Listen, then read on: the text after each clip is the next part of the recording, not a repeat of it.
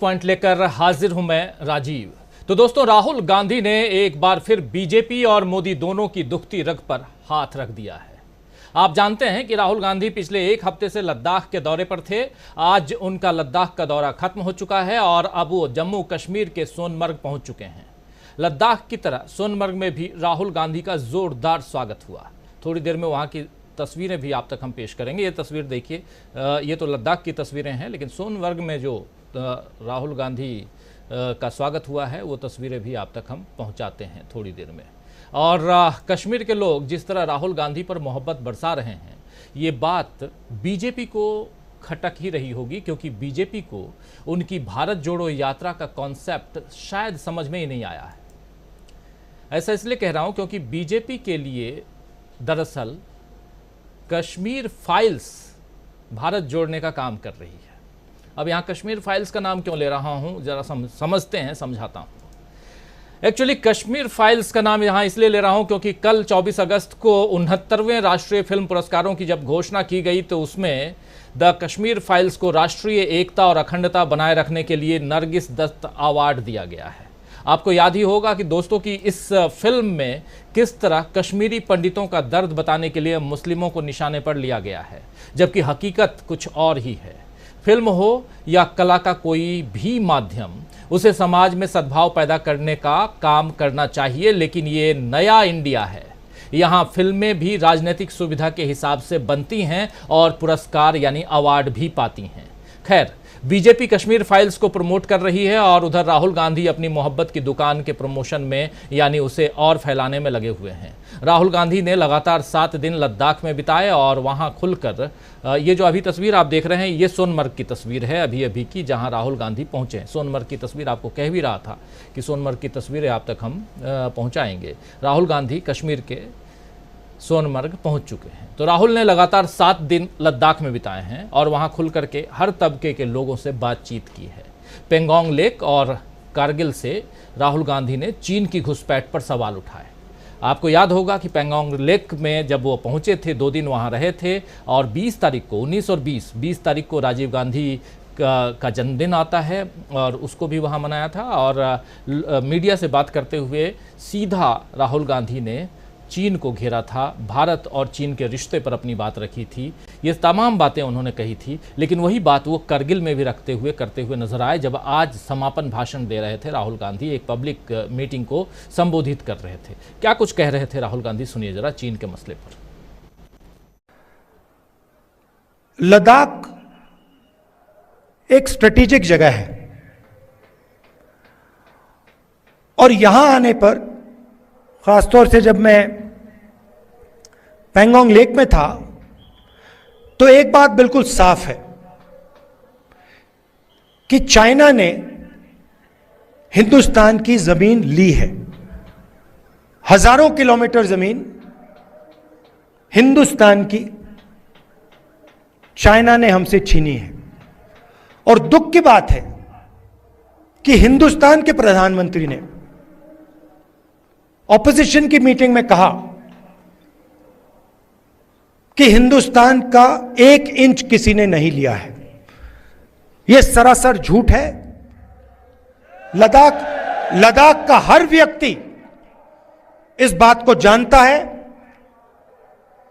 कि लद्दाख की जमीन चाइना ने हिंदुस्तान से ली है और प्रधानमंत्री जी सच नहीं बोल रहे हैं। तो सीधा निशाना जो है राहुल गांधी का प्रधानमंत्री पर, बीजेपी पर और आरएसएस पर और खासकर चीन के मसले पर यहाँ राहुल गांधी साफ साफ आज अपनी बात रख रहे थे। और यही बात पेंगोंग लेक पर जब वो भाषण मीडिया से बात कर रहे थे तो वहाँ भी उन्होंने यही बात कही थी।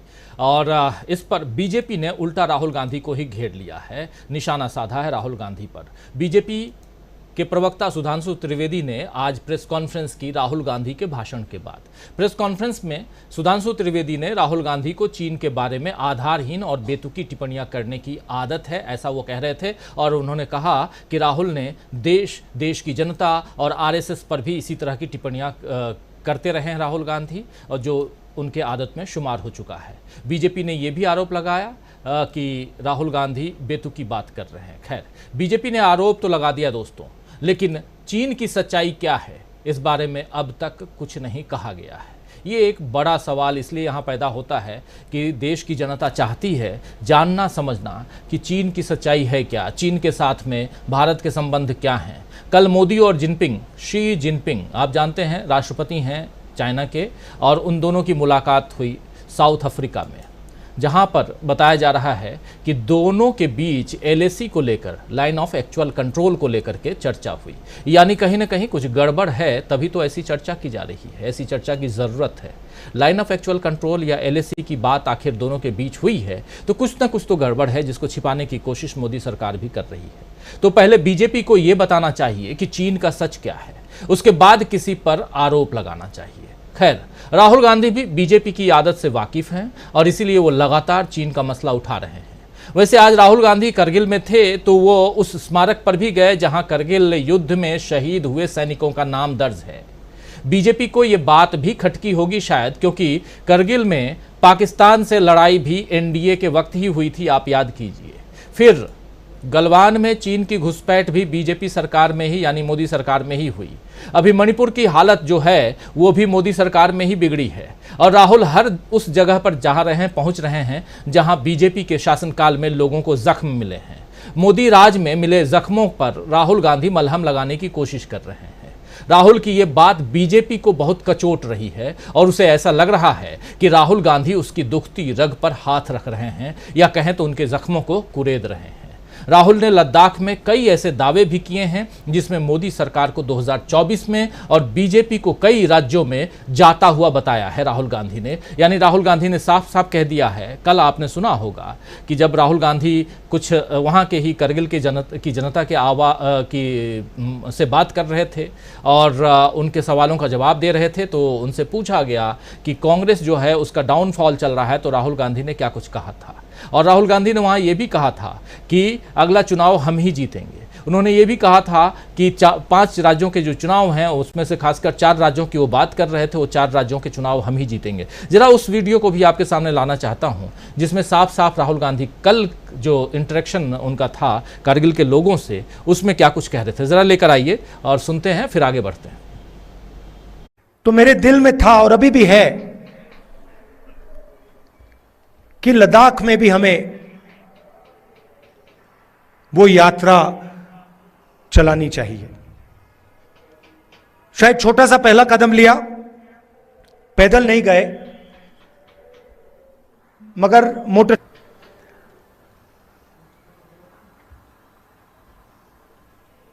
कांग्रेस पार्टी का डाउनफॉल, कर्नाटक में किसका डाउनफॉल हुआ? कांग्रेस पार्टी का हुआ क्या?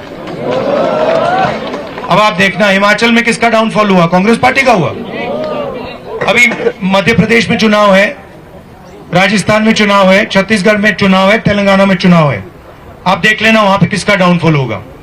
चारों के चारों चुनाव कांग्रेस पार्टी जीतने जा रही है। तो ये कांग्रेस पार्टी ये सिर्फ एक पार्टी नहीं है, ये कांग्रेस पार्टी एक विचारधारा है, एक सोच है,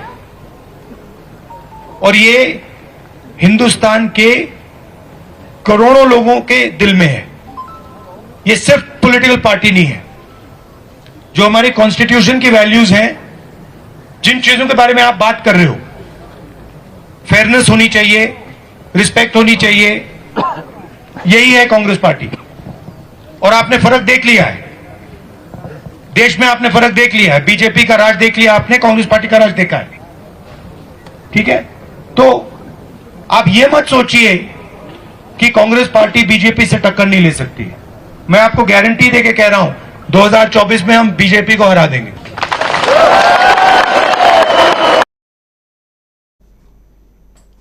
तो करगिल में राहुल गांधी लोगों के बीच उनसे बात करते हुए, उनके सवालों का जवाब देते हुए, ये कल ऐसा कर रहे थे राहुल गांधी। आज जब पब्लिक मीटिंग कर रहे थे तो उस पब्लिक मीटिंग की एक बात आप तक हमने पहुंचाई। दूसरी बात उनकी, जो कि अभी थोड़ी देर बाद आपको सुनाएंगे, कि लद्दाख के कोने कोने में मैं गया और क्या कुछ पाया है।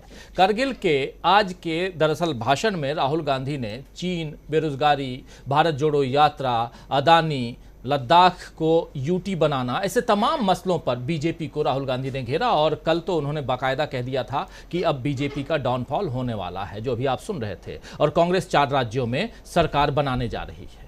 तो बहुत कुछ दोस्तों इस न्यूज़ पॉइंट में आपको हम बताने, समझाने, समझने की कोशिश करेंगे। लेकिन उससे पहले आज जब ये तमाम बातें रख रहे थे राहुल गांधी, तो कारगिल के, लद्दाख के कोने कोने में जाकर उन्होंने क्या कुछ देखा है, ज़रा वो भी सुन लेते हैं, चर्चा को फिर आगे बढ़ाते हैं। सुनिए। तो मेरे दिल में था और अभी भी है कि लद्दाख में भी हमें वो यात्रा चलानी चाहिए। शायद छोटा सा पहला कदम लिया, पैदल नहीं गए, मगर मोटर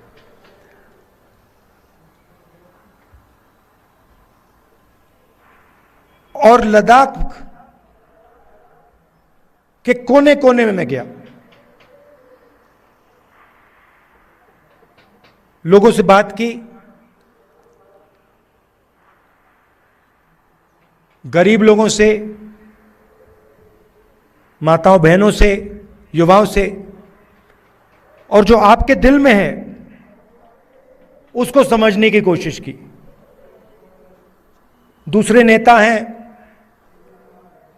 वो अपनी मन की बात करते हैं,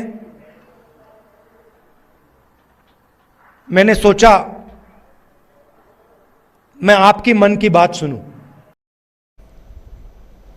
तो कोने कोने में गया, लद्दाख के कोने कोने में गया, मोटरसाइकिल से गया, क्योंकि यहाँ समय की कमी और साथ साथ उबड़ खाबड़ पहाड़ी एरिया, इसमें पैदल जाना मुमकिन नहीं था। और दूसरे नेता हैं जो मन की बात करते हैं, अपने मन की सुनते हैं, सुनाते हैं, और लेकिन मैंने आप लोगों के मन की बात सुनी। यहाँ पर राहुल गांधी कहते हुए नजर आ रहे हैं। राहुल गांधी तमाम मसलों को यहाँ रख रहे हैं जनता के बीच, और आप देखिए कि सुबह से राहुल गांधी ही चर्चा में बने हुए हैं, और आज बीजेपी को आकर प्रेस कॉन्फ्रेंस उनके बयानों पर करनी पड़ी है। आखिर क्या कारण है कि राहुल चर्चे में है? क्या कारण है कि राहुल ने बीजेपी के किन जख्मों